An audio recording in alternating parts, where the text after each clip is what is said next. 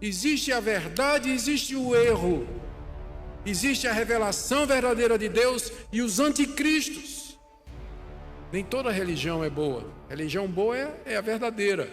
Se eu lhe disser que o maior perigo espiritual não está lá fora, mas dentro do universo religioso, você acreditaria? João chama esse perigo de anticristo, não apenas uma figura futura, mas um espírito atuante agora. Esse espírito não rasga a Bíblia, ele a torce. Não derruba igrejas com violência, ele as adoça com meias-verdades. O resultado é sempre o mesmo, afastar você do Cristo verdadeiro. João é direto, já é a última hora. Desde Pentecostes até a volta de Jesus, vivemos dias em que muitos anticristos aparecem com aparência de piedade, mas negam o coração do Evangelho.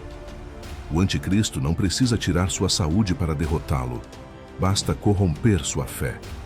Ele pode até permitir prosperidade, desde que você abrace um Jesus falso.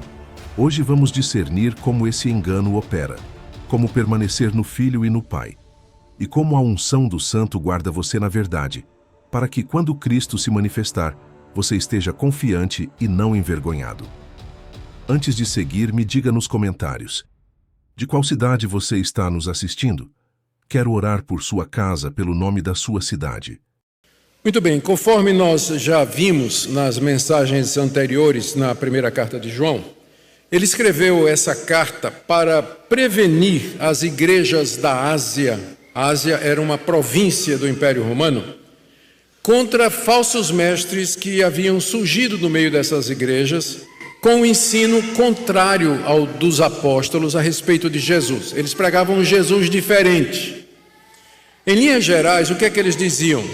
Que Jesus não tinha assumido um corpo humano, que o corpo de Jesus era apenas uma ilusão, porque se Jesus era Deus, ele não podia ser homem ao mesmo tempo. Então Jesus não tinha um corpo verdadeiro, eles eram chamados de docéticos. Deus não se importava com a matéria, Deus não se importava com o nosso corpo, portanto, Deus não ligava se nós vivêssemos em pecado, e as necessidades físicas de nossos irmãos também eram irrelevantes. Tudo que tinha a ver com o corpo e com a matéria era considerado secundário, e isso afetava o Jesus que eles ensinavam. Jesus não podia ter corpo, o corpo de Jesus não era verdadeiro. Para que nós cheguemos a Deus, esses falsos mestres diziam, é preciso que nós tenhamos um conhecimento secreto que Deus revelou a esses mestres e que não tinha revelado nem aos apóstolos e nem o próprio Jesus havia falado. Por conta disso, esses mestres eram chamados de gnósticos, de uma palavra grega, gnosis, que significa conhecimento. Para chegar a Deus, então, era preciso ter esse conhecimento secreto que Deus havia reservado para os mestres. Os apóstolos tinham falado mentiras quando tinham ensinado que Jesus era verdadeiro Deus e verdadeiro homem. Então João resolveu escrever essa carta para ajudar os crentes a discernir e rejeitar o falso ensino, para desafiá-los a examinar a si próprios se eles estavam na verdade que tinha sido ensinada pelos apóstolos a respeito de Jesus. E João faz isso na carta apresentando 3 testes. Em primeiro lugar, o teste doutrinário a respeito da pessoa de Jesus. Segundo, o teste moral, que tem a ver com uma vida reta. E terceiro, o teste social, que tem a ver com o amor aos irmãos. O objetivo desses 3 testes era capacitar a igreja para discernir o erro, quando eles vissem o erro, e se examinar a si mesmos se eles estavam na fé. Na mensagem anterior, nós vimos que João tinha declarado com muita clareza que o propósito de Deus para nós aqui nesse mundo é que nós não pequemos. Mas ele afirma que se pecarmos, nós temos um advogado diante de Deus, que é Jesus Cristo. E ele explica que nós podemos ter certeza de que Jesus é nosso advogado se nós andarmos nos mandamentos de Jesus. E então ele expõe o mandamento de Jesus, que é o amor ao próximo. E em seguida ele exorta os crentes a não amarem esse mundo. Isso foi o que nós vimos nas duas mensagens anteriores.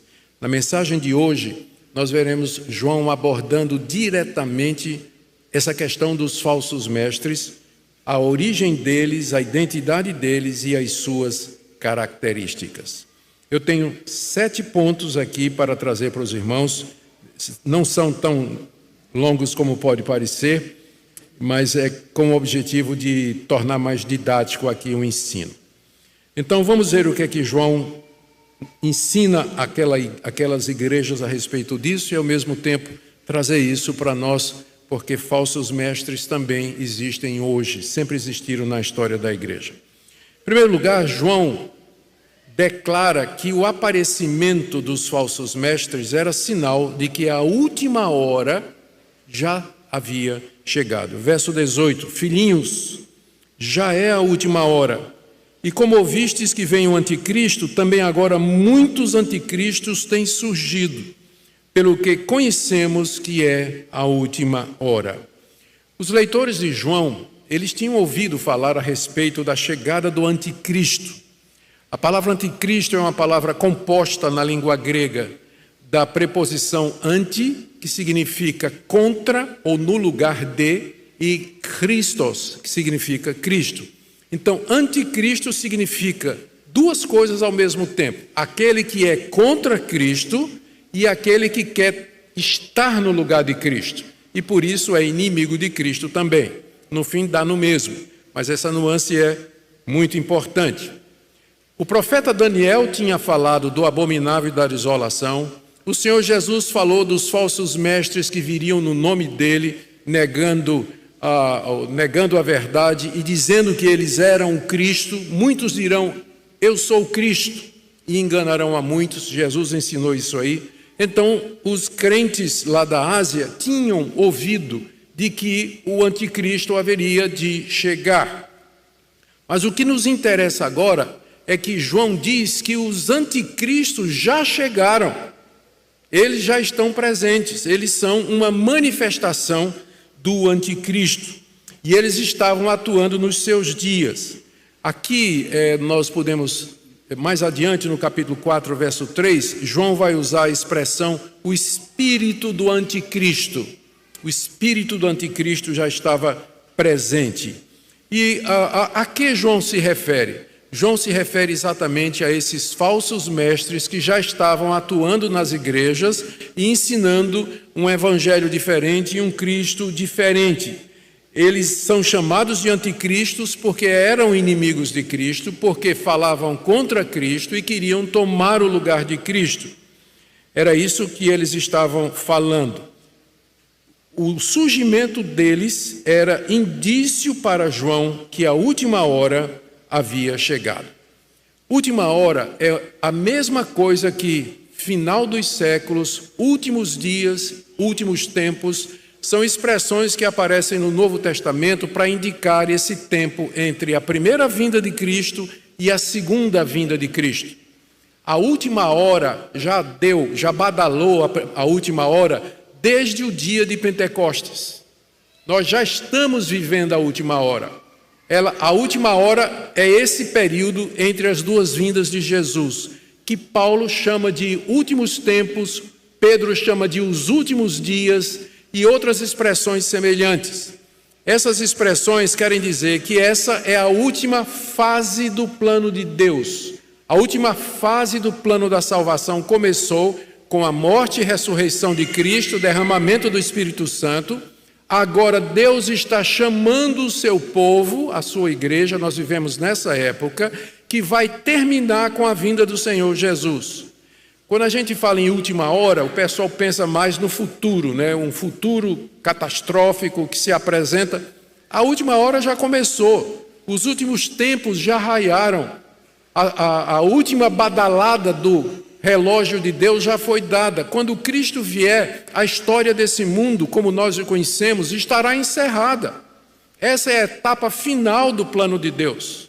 Não tem, depois da vinda de Cristo, não tem mais outra etapa. Haverá um novo céu e uma nova terra onde habita a justiça, o estado eterno. Então, essa é a última hora, esse período entre as duas vindas de Cristo, que é caracterizado Jesus disse isso lá no sermão escatológico dele, de Marcos 13. Pelas perseguições, terremoto, tsunami, epidemias, pestes, perseguição dos cristãos e o surgimento de falsos cristos. Então, quando João percebe aqueles mestres ensinando um outro Cristo, ele diz: é a última hora.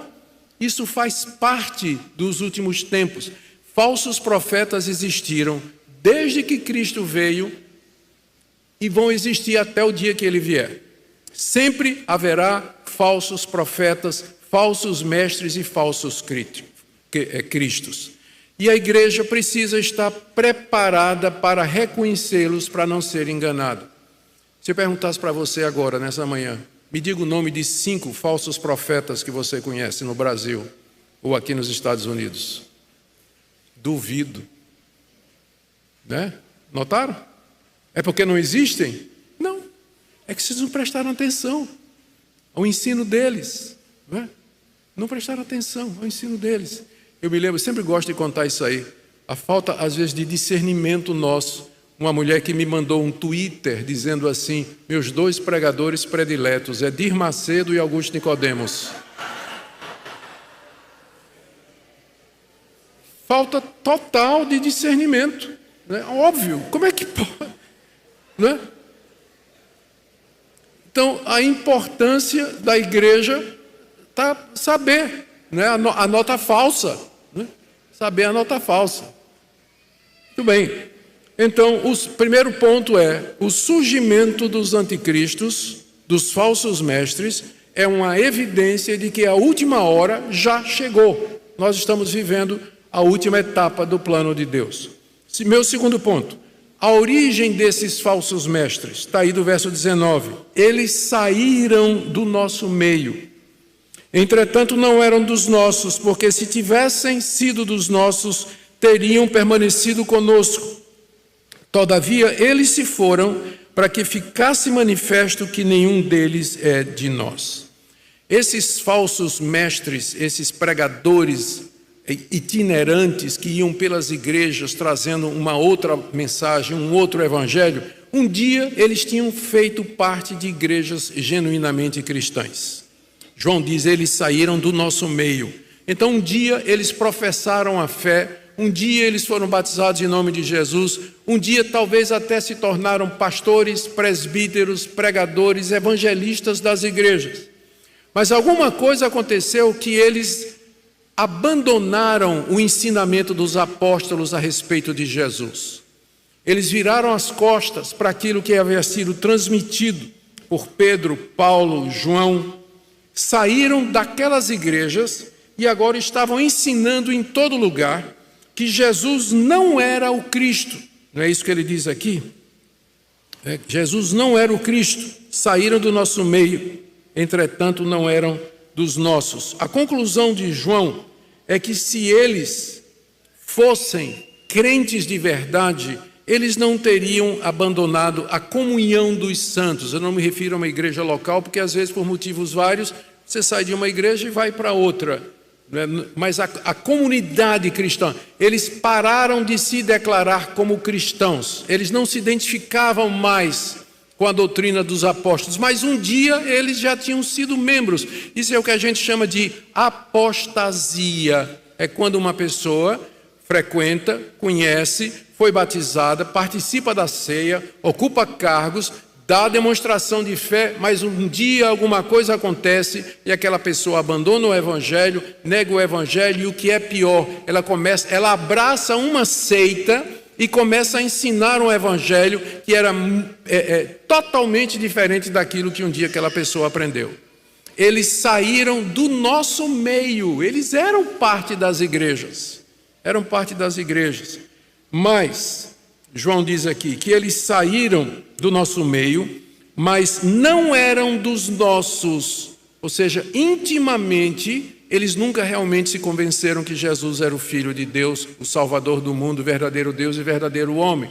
Era uma fé externa, não era uma fé genuína que brota de um coração convertido. Eles, se fossem dos nossos, teriam permanecido conosco.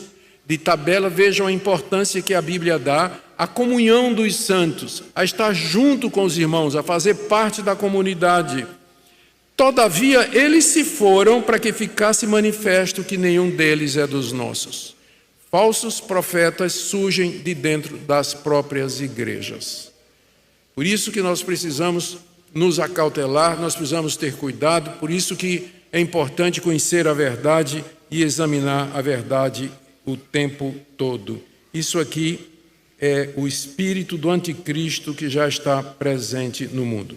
Meu terceiro ponto é a certeza que João tinha com relação aos seus leitores. Ele tinha falado a respeito desses falsos mestres que tinham saído da igreja, porque de fato não eram crentes de verdade, mas com respeito aos seus leitores, João tem uma outra opinião. Veja o que ele diz no verso 20 ao verso 21. Vós possuís a unção que vem do santo, e todos têm de conhecimento. Não vos escrevi porque não saibais a verdade, antes porque a sabeis, e porque mentira alguma procedem da verdade. Ao contrário desses falsos mestres, desses anticristos, que tinham o espírito do anticristo neles, os leitores de João tinham aquilo que João chama aqui de a unção do santo. O santo aqui é o Senhor Jesus. A unção que procede do santo é o Espírito Santo. O Espírito Santo é dado por Cristo a todo verdadeiro crente para selá-lo na verdade, para garantir a perseverança dele, para fortalecê-lo, consolá-lo, santificá-lo e guardá-lo para a vida eterna. É chamado de unção porque é uma sinalização, é uma consagração daquela pessoa para Deus, de forma que ela não pode se perder. Vocês foram ungidos por Jesus com o Espírito Santo quando se converteram, diz o apóstolo João. Por isso vocês têm o conhecimento. Vocês não serão enganados como essas pessoas e vocês não abandonarão a verdade. Não é porque vocês são melhores, mas porque vocês foram ungidos com o Espírito Santo. Muita gente quer ser ungida hoje em dia e infelizmente acabou virando uma coisa muito banal. Eu já fui pregar em determinadas igrejas que quando eu subi no púlpito, que eu olhei aqui por baixo, tinha vidrinho de óleo de toda cor. Eu fiquei com a impressão de que aquilo era usado durante a semana para ungir gente, para ungir carteira de gente para ganhar trabalho, para ungir identidade da mulher amada para que ela voltasse para casa, certidão de casamento, enfim, ungir doente, ungir essas coisas todas, coisa que eu não vejo nenhuma base para ser feita no culto pelo pastor. Não vejo qualquer fundamento disso. A unção que nos interessa é a unção que o Santo Senhor Jesus nos dá. E Ele nos dá essa unção por ocasião da nossa conversão. É o Espírito Santo que habita em nós, que sela, que dá a verdade. O próprio Jesus disse, quando o Espírito Santo vier, Ele vai guiar vocês em toda a verdade. Ele é o espírito da verdade em contraste ao espírito do anticristo, que é mentiroso e que ensina aquilo que não é da parte de Deus. Então, vocês têm a unção que vem do santo. Todo crente verdadeiro foi ungido com o Espírito Santo, consagrado para Deus e tem conhecimento. Ele sabe instintivamente, intuitivamente, ele sabe a verdade, ele conhece a verdade. E ele não pode se afastar da verdade. João diz no verso 21, a razão por que ele está escrevendo. É como se dissesse assim, João, então, mas se isso é verdade, se nós temos o Espírito Santo e o Espírito Santo nos traz conhecimento, nós não precisamos de mestres. Nós não precisamos de quem nos ensine, porque nós já temos a unção que vem do Santo e temos conhecimento. Mas João diz, sim, eu sei disso. Mas eu estou escrevendo, não é porque vocês não sabem a verdade, mas porque vocês sabem. Eu estou escrevendo para confirmar isso aqui. Então, num certo sentido, a pregação da palavra de Deus, a própria Escritura, ela confirma aquilo que o Espírito Santo já disse no coração do salvo. Você é salvo, Deus ama você, você é meu. A pregação da palavra confirma isso. Quando o crente verdadeiro ouve a palavra, ele reconhece isso, ele se deleita, ele se alimenta, ele confirma, a sua certeza de salvação é fortalecida. Não é isso que ele está dizendo? Não escrevi porque vocês não sabem a verdade. Vocês sabem, vocês têm a unção que vem do santo, vocês conhecem a Jesus, mas eu escrevi porque vocês sabem.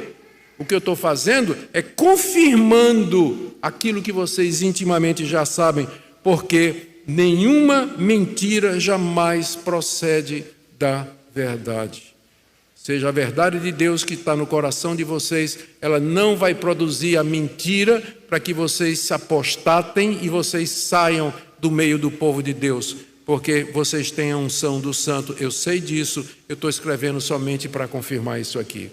Essa é a razão pela qual a Bíblia foi escrita, porque através dela nós temos conhecimento da verdade, confirmação, consolação na verdade que Deus já nos ensinou.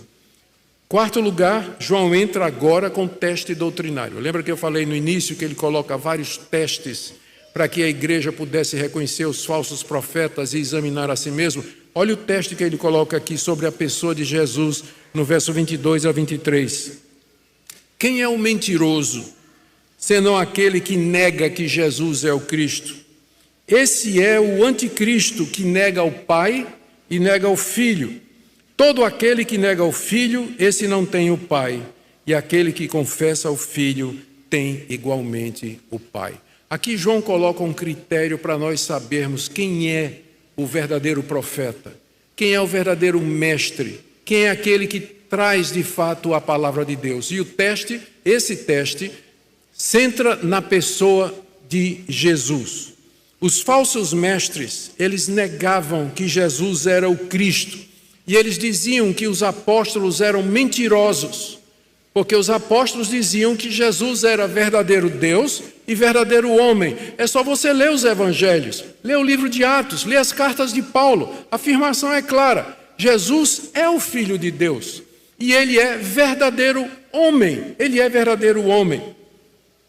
Era isso que os anticristos, os falsos mestres, estavam negando. Eles negavam a encarnação de Jesus, eles diziam que o corpo de Jesus não era verdadeiro, eles dizem que a morte de Jesus na cruz foi uma encenação, eles dizem que o Cristo divino se separou do Jesus humano na hora da cruz, foi por isso que Jesus disse: Deus meu, por que me desamparastes?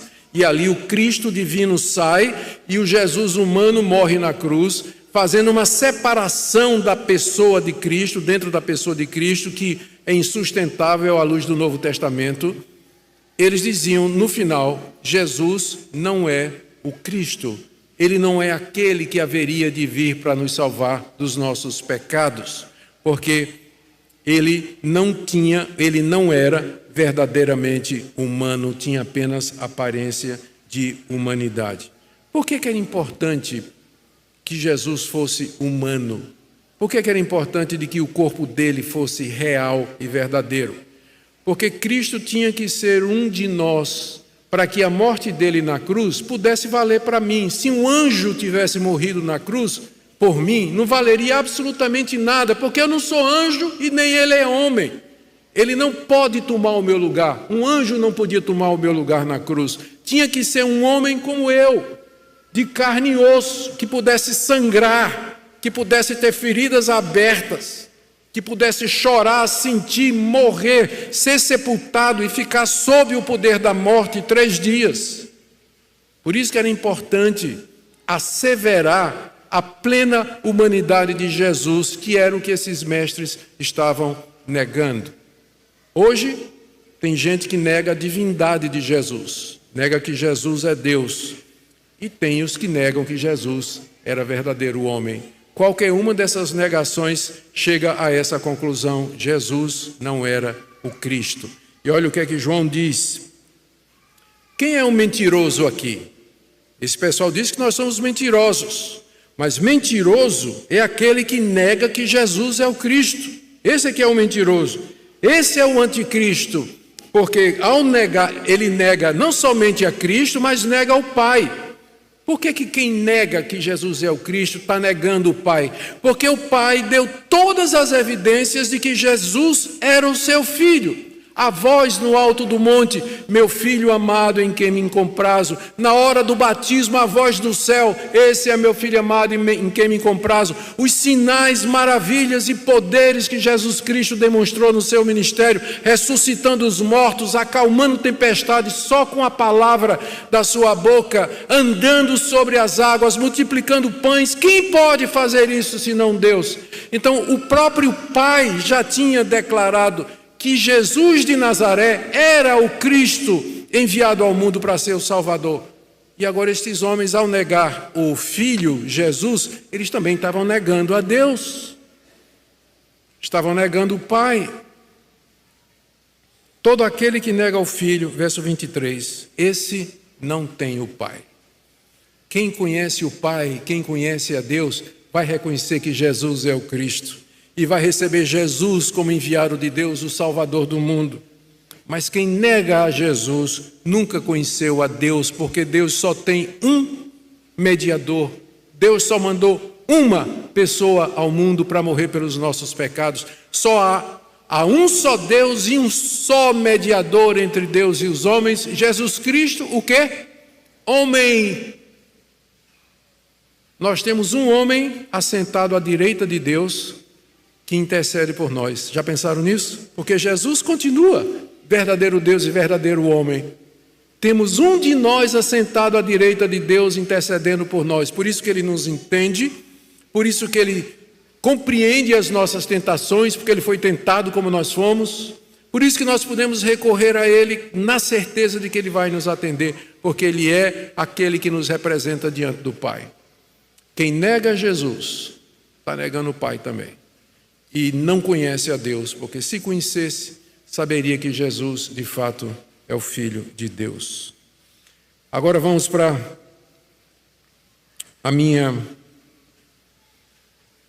meu quinto ponto, que está aí no verso 24 até o verso 26. João, então, faz uma exortação para eles, de que eles permanecessem naquilo que eles tinham aprendido a respeito de Jesus. Permaneça, verso 24, permaneça em vós o que ouvistes desde o princípio, quando lá o Evangelho foi pregado a vocês.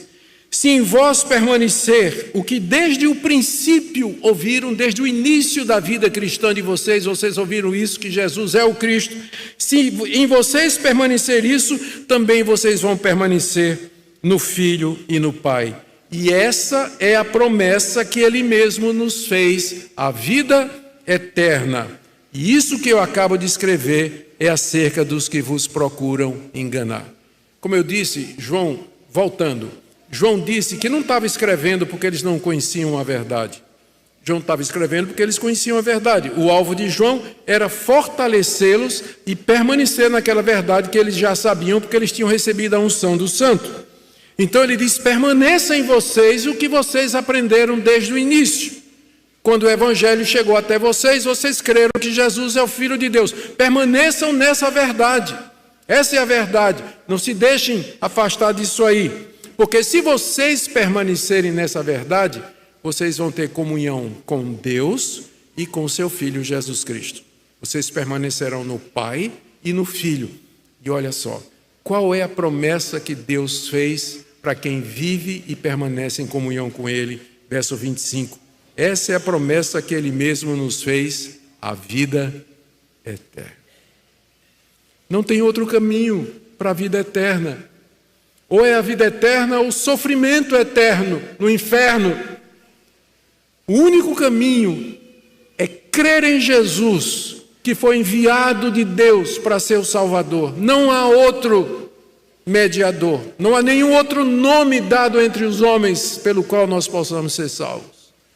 Eu sou o caminho, a verdade e a vida, disse Jesus. Ninguém vem ao Pai senão por mim. Essa é a promessa que Ele nos fez, a vida eterna. Alguém, agora talvez seja um bom momento para dizer para vocês da importância da doutrina. O que salva é a verdade, não é a boa intenção. O que salva não é a fé, mas aquilo em que você crê. Você pode ter fé, mas fé num Jesus falso. Você pode ter fé, mas num Jesus maquiado, inventado pelos homens. Isso não vai salvar você. É por isso que é importante doutrina, por isso que é importante estudar a palavra de Deus, ter discernimento. Porque o inferno está cheio de gente sincera, que um dia acreditou numa mentira. A importância da verdade, porque é somente pela verdade que nós teremos a vida eterna. Eu vou agora esse foi meu quinto ponto, deixe-me agora ir para o sexto. João agora explica melhor o que é que essa unção que nós recebemos e que ele já mencionou, o que é que ela faz? Está aí do verso 27. Quanto a vós outros, a unção que dele recebestes permanece em vós, e não tendes necessidade de que alguém vos ensine. Mas como a sua unção vos ensina a respeito de todas as coisas, e é verdadeira e não falsa, permanecei nele, como também ela vos ensinou. Mais uma vez, a unção a que João se refere aqui, muito provavelmente, tem quem discuta isso aqui, mas eu não vejo que outra interpretação caberia aqui. A unção que João se refere é a unção do Espírito Santo dada por Jesus ao seu povo. Ele recebeu o Espírito do Pai e derramou sobre a sua igreja no dia de Pentecostes. E a partir daí, toda conversão segue o mesmo processo. A pessoa é regenerada porque o Espírito Santo vem sobre ela, ilumina o entendimento, muda o coração, inclina a vontade, atrai irresistivelmente e sela a pessoa para a vida eterna, de forma que ela não pode mais voltar atrás. A unção que dele recebestes permanece em vós. E João disse, e vocês não têm necessidade de que alguém ensine a vocês. Algumas pessoas têm usado essa passagem para dizer que nós não precisamos de mestres nem de pastores na igreja, porque se nós já temos o Espírito Santo, o que mais nós precisamos? O Espírito Santo nos traz conhecimento. E algumas pessoas, então, entendem que não há necessidade do ministério, do ensino na igreja. Mas nós já vimos que João está dizendo, ele mesmo diz, eu não estou escrevendo isso porque vocês não sabem a verdade. Vocês já sabem a verdade, vocês são convertidos, o Espírito Santo está em vocês. Mas eu estou escrevendo isso para confirmar, para ajustar, moldar, organizar, sistematizar a cabeça de vocês, para que vocês entendam o que é que isso representa. Essa unção do Espírito, deixa eu dizer mais ou menos como é que isso funciona. Durante os meus estudos de pós-doutorado, eu comecei nos Estados Unidos e terminei na Holanda.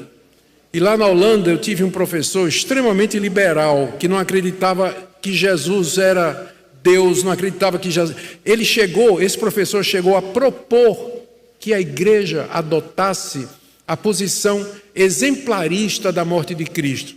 Ou seja, Cristo morreu para dar o exemplo, ele não morreu por ninguém. Você se salva por suas obras, Cristo morreu para dar o exemplo. Era isso que esse homem acreditava. E esse homem foi meu professor durante 1 ano e meio, e ele resolveu acabar com minha fé.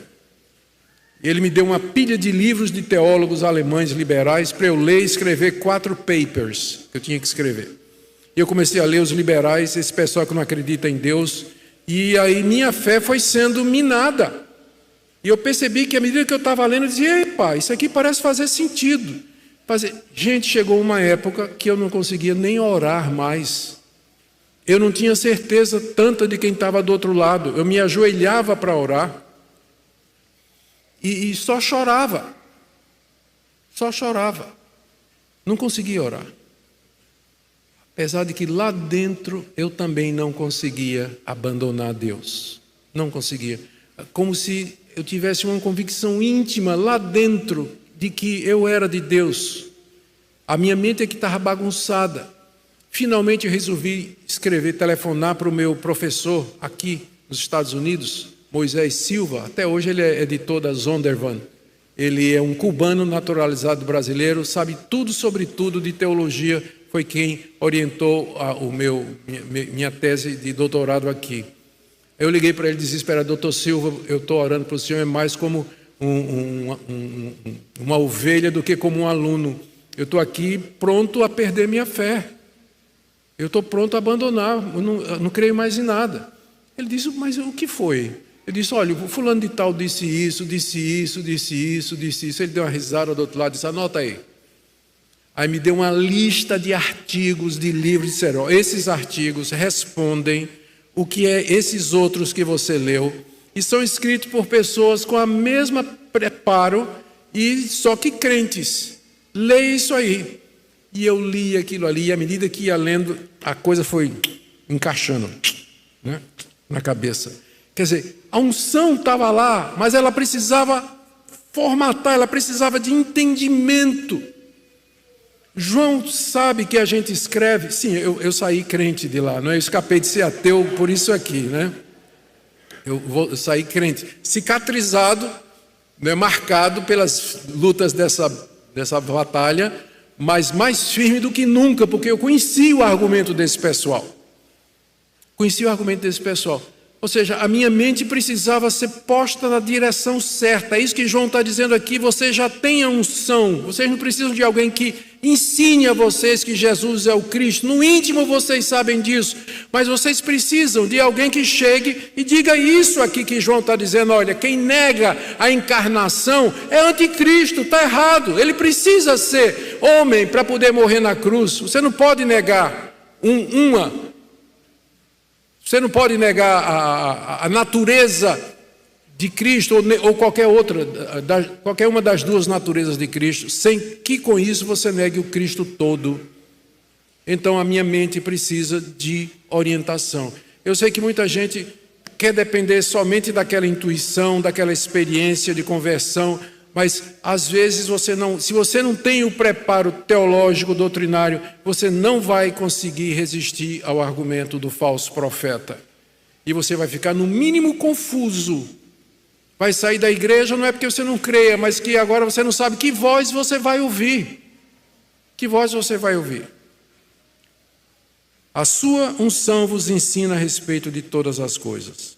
E ele termina aqui no verso 28 e 29, é meu 7º ponto, falando sobre a confiança que nós temos diante da vinda de Cristo. Filhinhos, agora, pois, o pois aqui introduz a conclusão, né? Depois de toda essa argumentação, ele agora vai concluir. Ele diz, filhinhos, pois, permanecei nele, permaneça no Cristo, verdadeiro Deus e verdadeiro homem, para que quando ele se manifestar, está se referindo à vinda de Cristo em glória, ainda futura, fechando a última hora, quando ele se manifestar, tenhamos confiança. Ou seja, venha, Senhor Jesus, porque eu estou confiante de que o Senhor vai me receber, porque eu creio no Senhor, eu creio na tua revelação. Pode vir, eu estou confiante. Quem não estiver confiante, como é que estará? Para que tenhamos confiança e dele não nos afastemos envergonhados na sua vinda. Jesus chegou. Meu Deus. Agora todos os meus pecados serão expostos. Todo o meu erro será revelado. O que nós vamos sentir quando você pensa na vinda de Cristo? Vergonha ou confiança? Quando ele voltar, você vai se aproximar dele e abraçá-lo com confiança de que o abraço será retribuído? Ou você vai se afastar envergonhado, não querendo chegar próximo daquele que é santo e conhece todas as coisas? Permaneça nele, para que quando ele se manifestar, você tenha confiança. Eis-me aqui, Senhor Jesus, ansiava por tua volta. Eis aqui o teu servo. Os ímpios serão afastados envergonhados. Como é que eu sei que eu estou entre esses? Como é que eu sei que eu estou entre esses que vão receber o Senhor Jesus com confiança? Verso 29. Se sabeis que ele é justo, Cristo é justo, reconhecei também que todo aquele que pratica a justiça é nascido dele. Teste moral. Lembra? Nós vimos o teste doutrinário, mas agora João já entra no teste moral, que é o início do capítulo 3, que nós veremos próximo domingo, se Deus quiser. Eu sei que eu sou dele, porque ele é justo e eu pratico a justiça. Prática da justiça não é a perfeição, mas é viver de acordo com os mandamentos de Cristo, dos quais o mais importante é o amor, teste social, que vem também no capítulo 3. Testes que são colocados para que a gente se assegure de que nós somos de fato do Senhor Jesus. Eu quero terminar com algumas aplicações aqui. Em primeiro lugar, eu queria trazer uma palavra à guisa de conclusão, para talvez alguém que esteja aqui nessa manhã ou nos acompanhando pela transmissão e que sempre pensou que todas as religiões são boas e que elas levam a Deus, o que basta é ter o coração bom e sinceridade. Se toda religião fosse boa e levasse a Deus, por que João está tendo esse perrengue todo aqui? Por que esse trabalho todo? Por que essa indignação? Por que chamar esses pregadores de anticristos e mentirosos e filhos do diabo que não praticam a justiça? João não viu isso aqui apenas como uma interpretação diferente de Jesus. João não tinha nada de ecumênico, não é? Do tipo assim, não, você está interpretando Jesus dessa maneira, eu interpreto Jesus dessa outra forma. Cada um interpreta como quer, está tudo bem, no fim vai todo mundo ser salvo. Não é isso que a Bíblia ensina. Existe a verdade, existe o erro. Existe a revelação verdadeira de Deus e os anticristos. Nem toda religião é boa. A religião boa é a verdadeira. E a religião verdadeira é aquela que está revelada por Deus na sua palavra. Então, eu queria trazer essa palavra para você, que talvez pense assim, toda religião é boa e no fim todo mundo vai ser salvo. Isso não é verdade, você está acreditando numa mentira. Isso é mentira, isso que você está acreditando.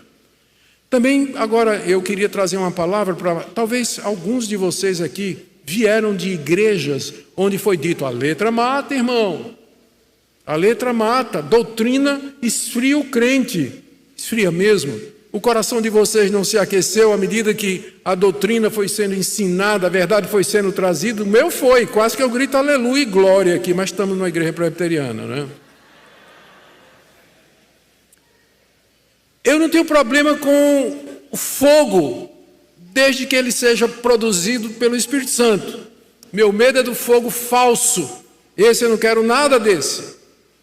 A doutrina aquece o coração, muda a vida, encoraja, anima você.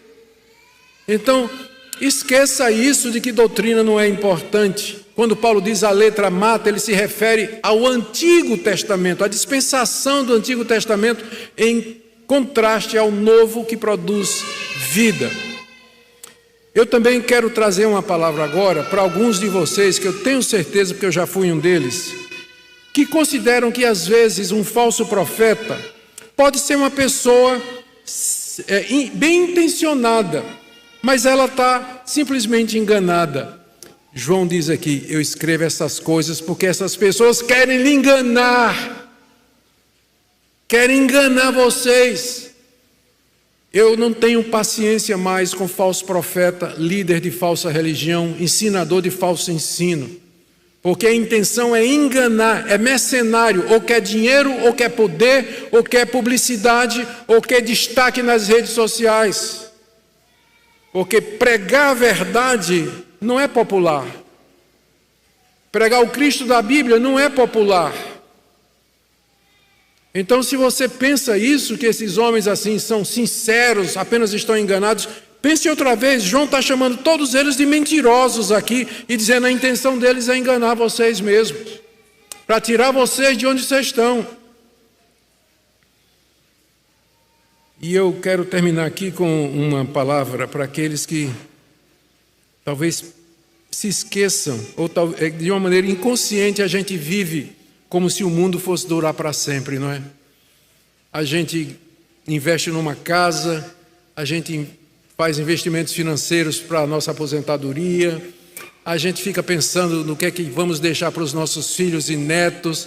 É normal a gente viver como se o mundo fosse durar para sempre, mas não vai. Essa é a última hora, meus irmãos. O mundo vai terminar, sua vida vai terminar.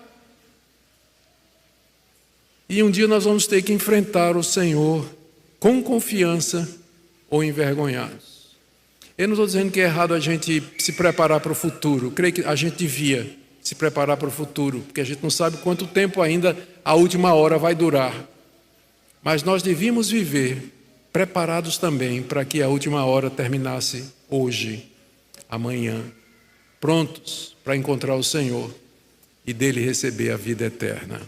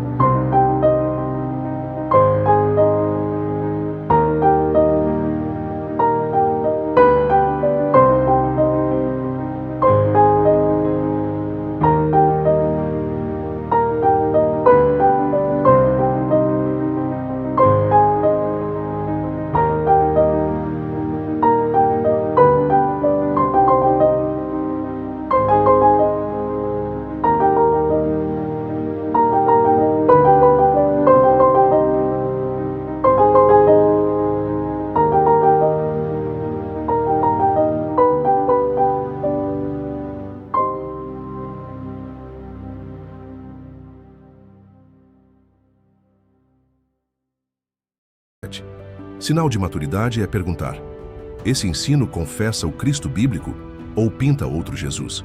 João choca: saíram do nosso meio, entretanto, não eram dos nossos. Em Juro 2:19. Isso é apostasia, participação externa sem conversão real. Quando a verdade cobra fidelidade, o coração abandona a sã doutrina. A ruptura expõe o que sempre foi. Se fossem dos nossos, teriam permanecido. Aplicação. Permanecer na comunhão e na doutrina é sinal de vida. Romper com o evangelho bíblico é sinal de morte espiritual. Nem todo movimento novo é avivamento. Às vezes, é evasão doutrinária. Discernimento pastoral. Não romantize todo rompimento como fase. Examine a doutrina. Quem é o mentiroso senão aquele que nega que Jesus é o Cristo? Em Jó 2:22. Eis a linha de fogo. Negar a encarnação, Jesus verdadeiro Deus e verdadeiro homem, destrói o Evangelho. Se ele não é homem real, não pode morrer por nós. Se ele não é Deus, seu sacrifício não tem valor infinito para salvar. Por isso João afirma: negar o Filho é negar o Pai. Nos 2:23. Quem recusa o Cristo bíblico não conhece a Deus. Heresias variam na roupagem, mas sempre erguem um outro Jesus. Jungo 11:4. O teste é simples e sério. Este ensino confessa o Filho como a Escritura o revela. Vós possuís a unção que vem do Santo. Nundo 2:20. O Espírito Santo sela e ensina o crente. Essa unção não elimina mestres fiéis. Ela nos torna ensináveis e nos preserva na verdade. Número 2:27. A palavra externa e o espírito interno concordam. O mesmo Cristo das Escrituras é o Cristo do nosso coração. Sem doutrina, a intuição se perde. Sem o Espírito, o estudo vira letra sem vida. Deus nos deu ambos. Aplicação. Cultive vida devocional e teologia saudável.